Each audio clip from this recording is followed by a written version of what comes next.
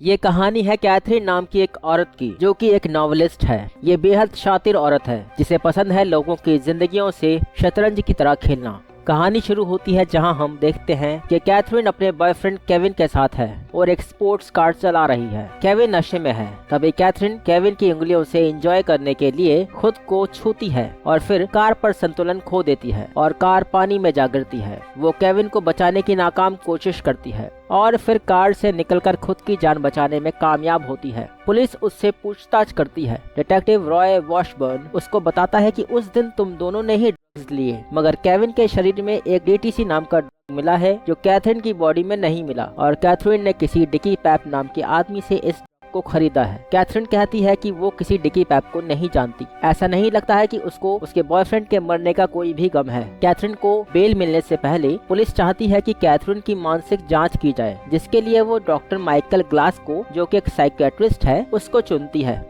Catherine और doctor glass मिलते हैं। कैथरीन से बात करके डॉक्टर ग्लास को कैथरीन के बारे में बहुत सी बातें पता चलती हैं और फिर कोर्ट में डॉक्टर ग्लास गवाही देता है कि कैथरीन को रिस्क एडिक्शन की प्रॉब्लम है, जिसमें वो जोखिम लेना पसंद करती है और उसके परिणामों से बचने के बाद वो खुद को ताकतवर महसूस करती है। किसी भी नशे की तरह ये भी खतरनाक है। किसी की जान लेने या खुद की जान जाने का उसको कोई भी डर नहीं है। कोर्ट के बाहर उसको उसकी एक्स वाइफ का बॉयफ्रेंड मिलता है, जिसका नाम है एडम टावर्स। एडम एक जर्नलिस्ट है और कैथरीन के केस पर काम कर रहा है। साथ ही वो ग्लास से चेस्लाव के बारे में भी पूछता है। असल में चेस्लाव वो क्रिमिनल था जिसका साइकियाट्रिस्ट डॉक्टर ग्लास था, पर ग्लास ने अपने पेशेंट की जानकारी किसी को नहीं दी और थेरेपी सेक्शन लेने के बावजूद भी चेस्लाव ने अपनी प्रेग्नेंट गर्लफ्रेंड को मार दिया। चेस्लाव का नाम सुनकर डॉक्टर ग्लास को गुस्सा आ जाता है और वो एडम से पूछता है कि चेस्लाव के बारे में तुम्हें किसने बताया। उसको लगता है कि डिनीज, जो उसकी एक्स वाइफ है, उसने उसको यह बताया है। डॉक्टर ग्लास अपनी एक्स वाइफ से पूछता है कि उसने एडम को चेस्लाव के बारे में क्यों बताया, मगर डिनीज का कहना है कि उसने नहीं बताया।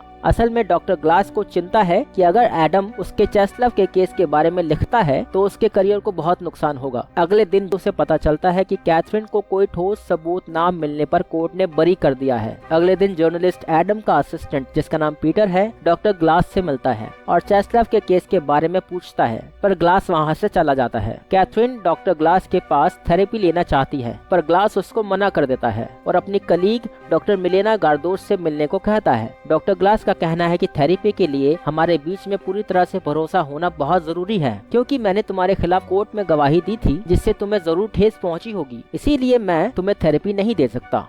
कैथरीन उसको बताती है कि वो उसी से थेरेपी लेना चाहती है क्योंकि उसके साथ थेरेपी लेकर उसे अच्छा लगा था। भरोसा जताने के लिए वो एक ब्लैंक चेक साइन करके डॉक्टर ग्लास को देने लगती है। इसके बाद डॉक्टर ग्लास थेरेपी देने के लिए मान जाता है। थेरेपी में कैथरीन उससे चेस्लाव का जिक्र करती है। वो बताती है कि डिटेक्टिव रॉय उसके साथ फिजिकल रिलेशन बनाना चाहता है, नहीं तो वो उसका पीछा नहीं छोड़ेगा। डॉक्टर ग्लास इस बात को अपने कलीग डॉक्टर मिलेना से बताता है तो वो उसको कहती है कि कैथरीन बहुत तेज औरत मालूम होती है, हो सकता है कि वो झूठ बोल रही हो डिटेक्टिव रॉय के बारे में। एक शाम हम देखते हैं कि डॉक्टर ग्लास एक पार्टी में जाता है जहाँ बहुत से और भी साइकियाट्रिस्ट आए हुए हैं। वहाँ कैथरीन भी आती है जो डॉक्टर ग्लास को अपना कोट देती है और फिर अपना लाइटर भी देती है उसी कोट में रखने के लिए। बाद में वो उसको अकेले में इनवाइट करती है, पर डॉक्टर ग्लास मना कर देता है क्योंकि थेरेपी के दौरान डॉक्टर अपने पेशेंट्स के साथ सोशलाइज नहीं कर सकते। फिर वो अपना कोट लेकर चली जाती है। उसके जाते ही डॉक्टर ग्लास अपनी एक कलीग के साथ उसके घर जाता है और दोनों जिस्मानी होते हैं। वहीं कैथरीन की एक नॉवल पड़ी हुई है, उस पे छपी हुई कैथरीन की तस्वीर को देखकर डॉक्टर ग्लास को और भी ज्यादा जोश आ जाता है।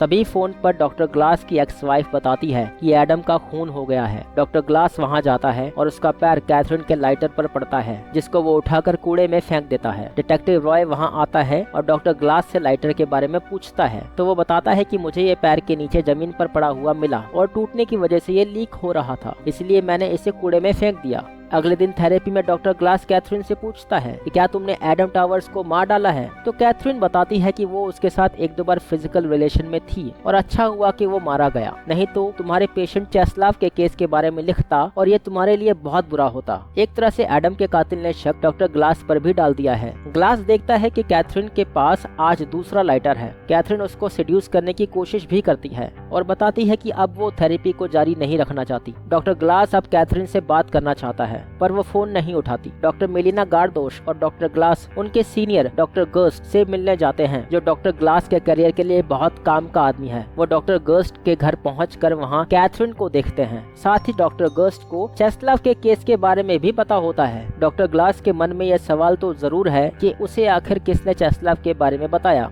डॉक्टर गर्स्ट डॉक्टर ग्लास से इम्प्रेस है पर वो डॉक्टर ग्लास को हिदायत देता है कि चेस्लव वाली गलती वो किसी के साथ फिर ना करे। मगर अब देखा जाए तो कैथरीन के साथ ग्लास वही गलती कर रहा है। ग्लास जानता है कि वो खूनी हो सकती है पर फिर भी वो उसके बारे में किसी को नहीं बता रहा है। शाम को वो कैथरीन का पीछा करता है। कैथरीन जानती है कि डॉक्टर ग्लास उसका पीछा कर रहा है। वो रेड लाइट एरिया में जाती है और वहाँ एक आदमी को पैसे देती है। वो आदमी उससे जबरदस्ती करते हुए अंदर ले जाता है। डॉक्टर ग्लास उसके पीछे उस बिल्डिंग में चला जाता है और देखता है कि वो जगह कई अश्लील लोगों से भरी हुई है। तभी वो छत पर पहुंचकर नीचे देखता है जहां कैथरीन उसी आदमी के साथ फिजिकल हो रही है। डॉक्टर ग्लास अब परेशान रहने लगता है। उसके दिलो दिमाग पर जैसे कैथरीन ही छाई हुई है। डिटेक्टिव रॉय डॉक्टर ग्लास को बताता है कि एडम जो भी तुम्हारे बारे में लिखने वाला था उसके सब सबूत नहीं मिल रहे हैं। शायद तुम्हारी पत्नी डेनिस को इस बारे में पता हो, क्योंकि एडम को तुम्हारे और चेस्लव के बारे में सारी बातें डेनिस ने ही बताई थी। अब डॉक्टर ग्लास डेनिस के पास जाता है और उससे पूछता है कि तुमने डिटेक्टिव रॉय को बताया कि एडम जानता था चेस्लव केस के बारे में। डेनिस कहती है कि उसने एडम को बताया था कि डॉक्टर ग्लास को पता था कि चेस्लव अपनी गर्लफ्रेंड को मारना चाहता है। यही बातें उसने डिटेक्टिव रॉय को भी बताई थी। वो ये भी बताती है कि उसकी कैथरीन से भी इस बारे में बातें होती रहती हैं। कैथरीन का नाम सुनते ही डॉक्टर ग्लास